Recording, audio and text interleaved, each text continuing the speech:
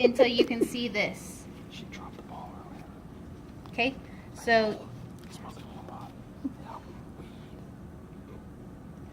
alright, so you can see these separation lines. Those are going to be important because this is the separation right there. That line will be what's separating the external oblique. Now this is the one that you have to be really, really careful on, more careful than the others, because this is like paper thin, and we're going to pick it up so you can see the internal oblique because the external lays over the internal. So the way that you do that, find that line perfectly. It looks like my straightest line is right here. This one's kind of crooked, so I can see this one the best. So I'm going to hold my razor blade sideways, and I'm going to make a really, really shallow cut. And I'm going to kind of lift up on it. This one's a little more of a time-consuming process, so I'm going to lift, make sure that I'm not too deep. Will it eventually Looks like I'm separate? okay. Yep, so I'm going to kind of hold that up now that I know that I'm not really too deep. You'll know you're too deep if you see some organs in there. You don't want to see that because we're not ready for that part yet. So you can see here, I'm going to kind of run my finger under it. If it is a natural separation, remember it'll feel smooth in there. If you cut too deep, you'll either feel organs or it'll be rough. And you can kind of see what that's looking like. And I'm going to separate it up so that you can see it better. It's just a small area right now that's hard to see. And I'm following that line, making sure I'm following the line. And then just kind of like when we were skinning, I'm pushing everything down as I go. The more you get cut, the easier it'll be because you can actually see how deep it needs to be, where you're going.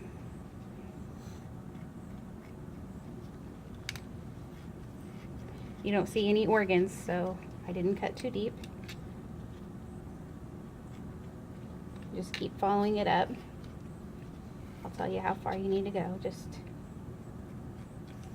And I am cutting a little bit of muscle right here just because I'm running out of room. And at this point, I can start to feel the ribs, and that's good because we're going to go all the way up to see the intercostals.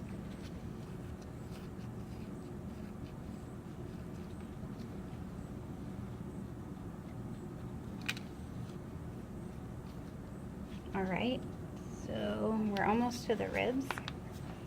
And you can tell because it starts getting really thin and kind of starts pulling up here. Of course, it's going to give me some lumps. I'm going to get my finger back under there because that's still external oblique.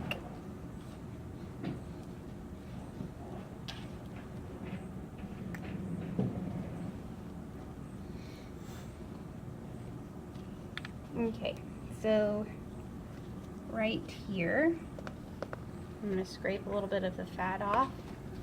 You'll be able to see a rib. I'm going to do it a little bit lower too. So you can see a rib right there and a rib right there. You want to get at least two cleaned off. It's intercostal. Yep, and in between that is an intercostal.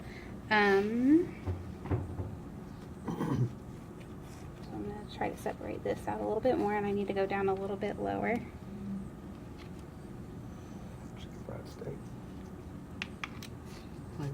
Okay, so what is this? That's your External extra. oblique.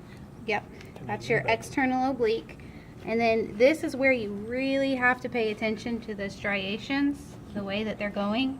If you notice, the external oblique striations go like this. And then I want to, you can see a natural separation right there. These striations go this way. These striations go that way. What do you think this is? Internal. Yes, so this is external oblique. That's internal oblique.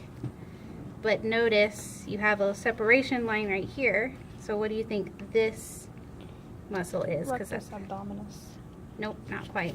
They don't go straight up and down. Rectus means straight up and down. So external oblique. Transverse abdominis. Yes. External oblique, internal oblique. You said that was transverse abdominis. And then you can see straight up and Rectus down. abdominis. Yes, and that would be your rectus That's the abdominis. six pack. Those two. Yep, there. that's Just right six here? pack. Yep. Just be really careful not to tear this off and don't poke a hole through it. Those are good. So find those, get those separated after you work on the arm. Can I start working on getting the fat?